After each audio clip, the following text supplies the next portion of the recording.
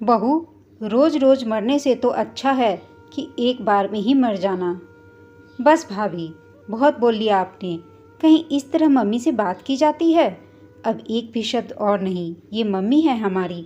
इन्होंने किन परिस्थितियों में हम सबकी परवरिश करके इस मुकाम तक पहुंचाया है, यह हम लोगों से बेहतर कौन जान सकता है। एक तो जिस गलती के लिए मम्मी को आप इतना सुना रही हैं, वो गलती तो मम्मी ने की ही नहीं।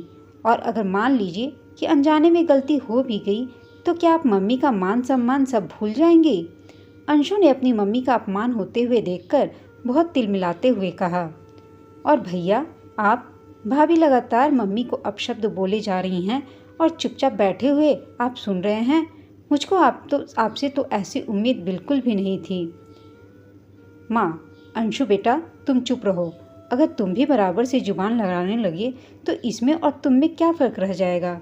अभी बेटा से पहले ही दीपा परिस्थितियों को संभालने की कोशिश करते हुए बोली। वाह मम्मी जी, पहले तो बेटे को उकसाती हैं और फिर उसको समझाने का नाटक करती हो। रंजना बहू, जो इतनी देर से जरा सी बात के कारण बिना वजह अपनी सास को सुनाए जा रही थी। बहू, कुछ तो शर्म करो। मैंने क्या उकसाया अंशु को? तुम तो खुद उसके सामने मेरा अपमान किए जा रही हो। माना कि अभी की आंखों का पानी मर गया, उसको अपनी माँ का अपमान नहीं दिखाई पड़ रहा है, लेकिन एक बेटा अपनी माँ का अपमान इस तरह से होते हुए कैसे देख सकता है? दीपा बहुत दुखी होते हुए बोली, क्योंकि वो तो अपने परिवार को हमेशा हंसता खेलता देखना चाहती थी। कभी इस तरह की कल्पना भी नहीं की थी उसने, लेकिन कुछ परिस्थितियाँ चुपचाप जीवन में चली आती हैं और यही हुआ दीपा के साथ। चचेरी बहन के कहने पर उसके दूर के देवर की बेटी के साथ अपने बड़े बेटे अभी की शादी दीपा ने कर दी। पहले तो राकेश, दीपा के पति, ने मना भी किया कि ये सोच लो कि ये रिश्तेदारी में अभी का रिश्ता करना सही नहीं रहेगा, लेकिन दीपा ने सोचा कि बड़ी बहन है तो सोच समझकर ही रिश्ता बताया होगा। देखने सुनने में भी रंजना अच्छी लगी और उसके मायके वाले भी ठीक ठाक। लेकिन रंजना शादी के बाद कुछ दिनों तक तो ठीक ठाक रही, लेकिन फिर धीरे धीरे ऐसा रंग दिखाना शुरू किया कि दीपा के लिए तो गुड़ भरे हंसिया जैसा हाल हो गया। न उगलते बन सकता था और अब तो न निगलते। रंजना जब देखो तब दीपा को छोटी छोटी बातों के लिए मुंह फट जवाब दे देती। दीपा यही सोचती कि अभी बच्ची है, थोड़े दिनों में संभल जाएगी, लेकिन जिसको संभलना होगा वही तो संभलेगा। दीपा अकेले में बैठकर खूब फूट फूट कर रोती कि आखिर भगवान, उससे कौन सी गलती होगी जो उसको ऐसी सज़ा मिली। उसने तो बस हर अच्छी बुरी परिस्थितियों से लड़ने के बाद अपने परिवार की खुशियाँ ही चाही थी, लेकिन शायद भगवान को वो भी नामंजूर था। दीपा अपनी चचेरी बहन से भी कुछ नहीं कहना चाहती, क्योंकि उसको लगता कि ये सब उसकी किस्मत का ही दोष है। छोटा बेटा अंशु बाहर नौकरी करता था, इसलिए कभी आ पाता। समय के साथ शादी उसकी भी हो चुकी थी, लेकिन उसकी पत्नी मनी बहुत ही संस्कारों से परिपूर्ण, सुशील। पहले तो रंजना अगर अभी के सामने दीपा से कुछ कहती तो अभी रंजना को समझाता, लेकिन धीरे धीरे अभी भी रंजना के ही रंग में रंगने लगा। राकेश भी यह सब देख सुनकर बहुत परेशान हो जाते। उनकी बीपी की समस्या की वजह से दीपा ज़्यादा उनको कुछ बताती भी नहीं थी। समय बढ़ रहा था और रंजना की बदतमीजियाँ बढ़ती ही चली जा रही थीं। अब तो जब वो भी चाहे दीपा को कुछ भी बोल देती और अभी उसको अनसुना करके वहाँ से हट जाता। दीपा के दिल से कराह निकल जाती कि क्या ये वही बेटा है जो माँ के ऊपर अपनी जान लुटाता था। फिर भी कुछ न बोलकर आंसुओं को चुपचाप पी लेती और वहाँ से हट जाती।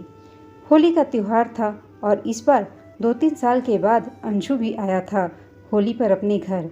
रंजना ने अपने मायके से मिला क्रॉकरी सेट निकाला था, खास अपनी सहेलियों के आने पर। सहेलियों के नाश्ता कर लेने के बाद क्रॉकरी सेट तो अंदर पहुंच गया और रंजना वहीं पर सहेलियों के साथ बैठी रही। दीपा ने सोचा कि महंगी क्रॉकरी है, चलो मैं ही साफ करके रख देती हूँ। सारे बर्तन दीपा धुल चुकी थी, सिर्फ 2 प्याले बचे थे और पता नहीं क्या हुआ कि दीपा के हाथों से वो दोनों प्याले छूटकर नीचे गिर पड़े। तब तक रंजना की सहेलियाँ जा चुकी थीं। अब तो रंजना के जो मुंह में आया वो अनाप शनाप दीपा को बोलने लगी।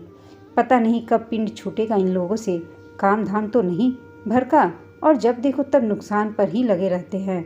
कभी इतना महंगा सेट देखा भी होता तो कद्र जानती, लेकिन इनको क्या फ़र्क पड़ता है। हराम की चीज़ थी तो तोड़ डाली। रंजना का ये सब बोलने का अभी के ऊपर तो कोई फर्क नहीं पड़ा, लेकिन अंशु के लिए ये बर्दाश्त करना असंभव ही था। बस इसीलिए वो मम्मी का अपमान देखकर तड़प उठा। इतनी ही परवाह है तो ले जाओ इनको अपने साथ। रंजना ने बेशर्मी की हद पार कर दी। दीपा को मम्मी ने कहकर उनके पर उतर आई। भाभी, आप परेशान न होइए। हाँ, मैं ले जाऊंगी मम्मी जी और पापा जी को अपने साथ। इतनी देर से चुप बैठी अंशु की पत्नी मनी अपनी चुप्पी तोड़ते हुए बोली। वाह, अब तो मेढकी के मुंह में भी जुबान आ गई। रंजना बेहूदगी से बोली। नहीं, ये घर हम लोगों का है। हम लोग इस घर को छोड़कर कहीं नहीं जाएंगे। जब तक हमारे हाथ पैरों में ताकत है उसके बाद देखा जाएगा, क्योंकि तुम्हारे पापा की दुकान अभी अच्छी खासी चल रही है और मैं भी रसोई बनाने में लाचार नहीं हुई हूँ। और हाँ रंजना, रही घर छोड़ने की बात, तो अब तक मैंने बहुत तुम्हारी बदतमीजियों को बर्दाश्त कर लिया, लेकिन अब बिल्कुल भी नहीं।